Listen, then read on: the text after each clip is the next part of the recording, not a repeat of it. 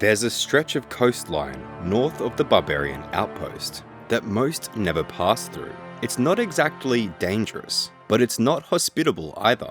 The basalt platforms are slick, the gaps are wide, you hop between rocks over open water. This path inflicts damage on more adventurers than you'd probably guess. The hit is real, maximum of 10 damage from wet stone and wrong footing. You can joke about the failure rate. Maybe you think it's some sort of skill issue, or maybe the place just doesn't want you arriving. I think about that sometimes, the way certain locations in this world seem to resist being found, and not in the traditional ways, with walls or guards or locked gates, just a quiet friction, with the kind of difficulty that makes most people shrug and turn back. The ones who persist tend to have something in common, as if they were chosen not to stop. There is, of course, another way. Fairy Ring ALP will take you right to the lighthouse door. No platforms or basalt, or a chance of falling into the sea. And I want you to notice that, how easy it is, if you know the right door to step through. The game offers you two approaches to this place. The hard way, that the land itself seems to be enforcing, or a shortcut so convenient it almost feels like cheating. When you finally arrive, through whichever way you end up getting there, you find a woman named Larissa waiting outside a locked door. She's not from here. She has the look of someone who followed someone else to the edge of a map and then watched that person disappear past it. She tells you her boyfriend Josik is inside. The lighthouse has gone quiet, the door locked from within, and she doesn't know why. She asks you to fix a broken bridge to the east, storm damage, she says, and retrieve a spare key from her cousin at the barbarian outpost. You fix the bridge. It takes a hammer, nails, 2 planks. You use one on each side of the gap,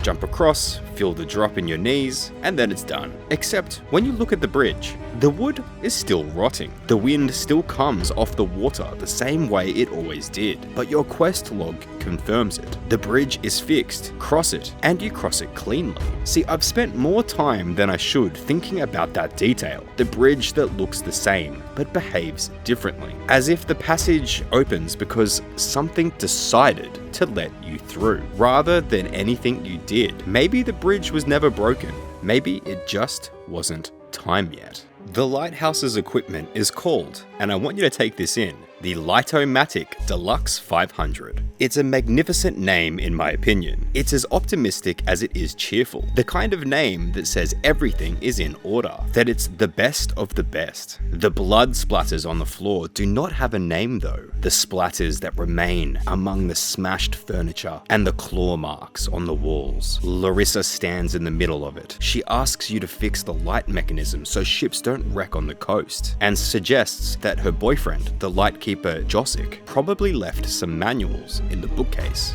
He did. There's 3 things actually. The lighthouse manual, a journal, and his uncle's diary. The manual you can mostly ignore. The diary we'll get to. But the journal, Josik's journal, is the thing I keep coming back to, because Josik was not a dramatic man. He was an ordinary person who took a job he didn't want, in a place he found desperately lonely, and then he had the profound good fortune of falling in love. He writes in the Fremenic calendar, Benath, Raktuba, Pentemba. These dates matter because they show you the arc, weeks of loneliness. Then one entry in Raktuba, where everything changes because of Larissa. He calls the lighthouse a glorious dream by Pentemba. He talks about happiness the way people do when they've found it somewhere they never expected to. And then, right at the end of the last entry, almost as an aside, he says, quote, "Strange, I thought I heard a noise from downstairs just now, but with the front door locked, there is no way for anyone to enter the lighthouse," unquote.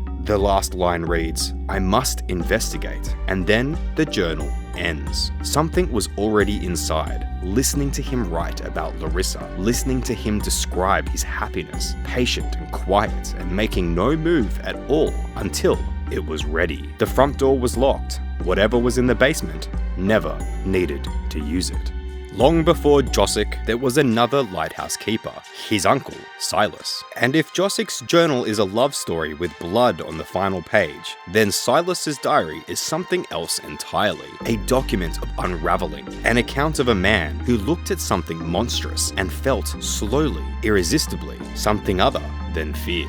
It starts clearly enough. He hears sounds from the basement. He investigates. He sees one. And then he writes, with complete sincerity, words that I think are among the strangest in this entire game. Quote, "Magnificence, is this then what we all aspire to someday become?" Unquote. He doesn't run, he doesn't write to anyone for help. He stands there in the dark beneath a lighthouse and looks at a Dagenoth and feels envy. Not madness, not yet, just envy. The Dagenoth have something he wants, even if he can't name it yet. The cold uncertainty of them, the absence of doubt, the way they move through their world like they've never once questioned what they are. From that moment, the entries begin to change. He stops sleeping at night, starts sleeping during the day, waking at dusk to the rhythm of something nocturnal. He stops writing about the local Fremennik with any charity, calls them unenlightened, interfering, unable to understand. He receives a formal complaint from the Lighthouse Council about his performance. He copies it into the diary and writes, almost cheerfully, "Do they think I care? Do I even care anymore?" He begins to build a door. He doesn't fully explain why in any entry. The reasoning comes out sideways, in fragments, the way reasoning does when you're trying to keep a secret from yourself as much as you are from anyone else. He wants to protect something, seal something in or seal something out. He's not sure by the end which one it is. And then there's the line, the one that stops me every time.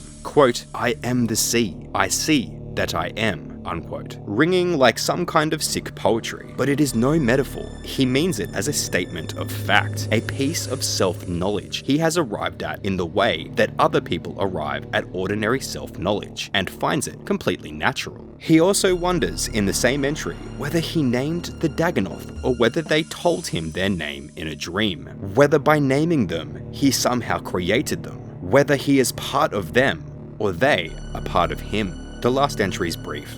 Calm. He says he's going to them tonight, says he doesn't know how it ends, but intends to find out, says farewell to the land. Quote, "The sea is now my home, my place, my life." Unquote. Now, here's where it connects to Josik, because Josik writes in his own journal about a dream, a figure in the lighthouse with a gurgling voice, distorted, he says, as though speaking through water. He dismisses it as a nightmare, told himself it was his mind playing tricks. He thought it was his uncle calling to him. He wasn't entirely wrong. The Dagenoth convert the keepers of this lighthouse, as much as they do kill them. They call to them on the wind. Soft whispers beckoning at night. Silas wrote, and he heard them too, at first as something external, something other, and eventually they take them, with patience, with time, with the particular kind of invitation that is extended to someone who is already, without knowing it, halfway to say yes. Something beneath the rocks, in the water that never gets light. There is something that once took young Josik fishing on the coast of Karamja, and that something has stopped trying to remember what that felt like.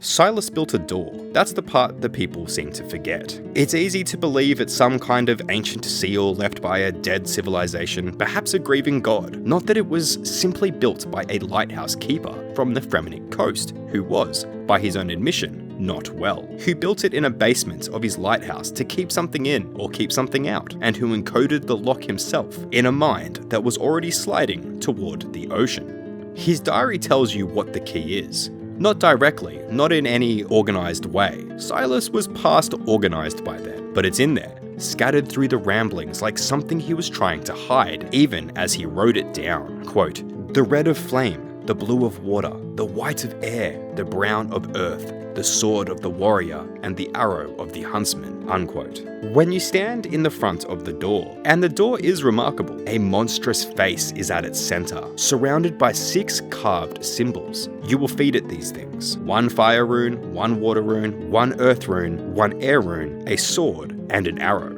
The door takes them, all of them. You do not get them back. Think about what Silas was doing when he designed this. He built a door that requires the elements of creation: fire, water, earth, air, the 4 pillars of magic, and the instruments of violence. You must offer both, life and death, creation and destruction, and the door eats them, consumes them without acknowledgement, and then it opens. He was building a threshold, a proper one, the old kind, where passage has a cost, and the cost is the point. The diary has one more thing worth noting. Quote, "Can this then keep you bound in this place, Dagenoth?" unquote. He built the door and then wondered whether it would work, whether anything he did would work, whether he was sealing them in or himself out, and whether, in the end, the distinction mattered. He went through the door anyway. You go through too. And something in the back of your mind, if you're paying attention, you might notice that the door opened for you smoothly, as it presumably opened for him. No resistance, no hesitation. The runes are correct, the weapons are given, the price is paid. Do not be fooled into thinking you are breaking in. You are being received. You find Josik by the ladder. He's injured. He was trapped down here by creatures that attacked him. He says he wants to go upstairs and find help, and to get out of the dark. And then the water moves. A Dagenoth pulls itself from the sea and comes for both of you.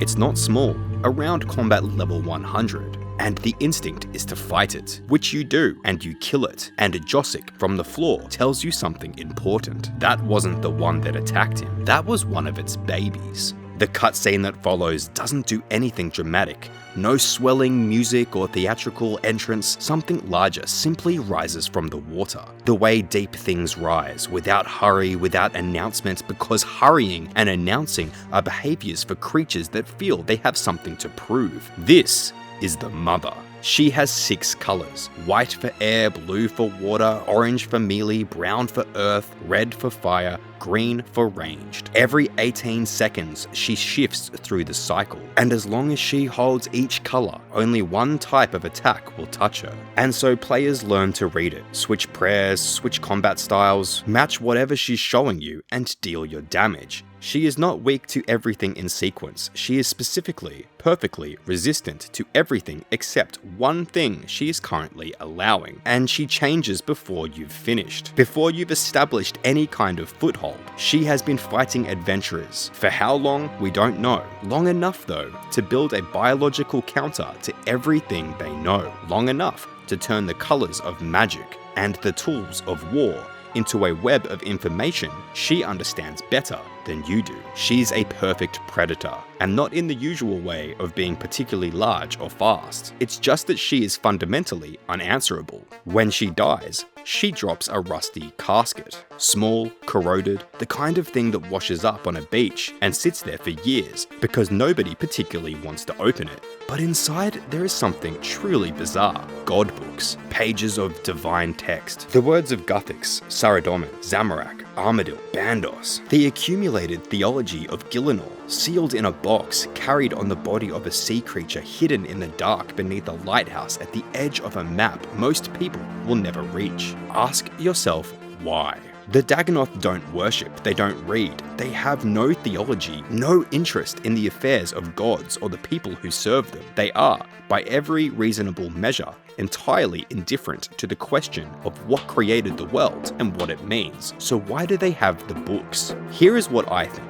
Not what the quest tells you, what I think, having sat with it all. The rocky platform and the bridge that looks the same, Silas and his envy, Josik and his longing, the door that eats what you give it. I think the Dagenoth are cleaners. They come for what the world has finished with. The men who drift too far from themselves, the keepers who answer the wrong call, the adventurers who pay the toll and walk through the door anyway. They take the lost, they take the converted, they take everything that falls through the cracks at the edge of civilization. And divine scripture, apparently, is exactly the kind of thing that falls through the cracks. The god books are fragments, incomplete, scattered, the kind of thing that gets lost in transitions. When a god dies, when the people who were supposed to preserve something get distracted by war or hunger or the ordinary business of staying alive. These pages ended up in the dark because nobody was watching closely enough to keep them in the light. And in the cold and the quiet beneath the Lightomatic Deluxe 500, beneath the blood-smeared floor and the smashed furniture and the bookcases with 3 volumes still sitting neatly on the shelf, the Word of God sits in a rusted box, unread, unanswered, right where someone left it. Before I say goodbye, you may have seen a familiar face throughout this video. His name is Gary Gilbert, and for some reason, he kept appearing in the background as I was filming this video. Instead of worrying about why he's stalking me, I've decided to monetize this phenomenon for the viewers. So the first person to leave a comment with the correct amount of Gary Gilberts hidden in this video will win a bond. You must leave your in-game username in the comment and be subscribed. Happy hunting. I'll be back next week with another video. Bye.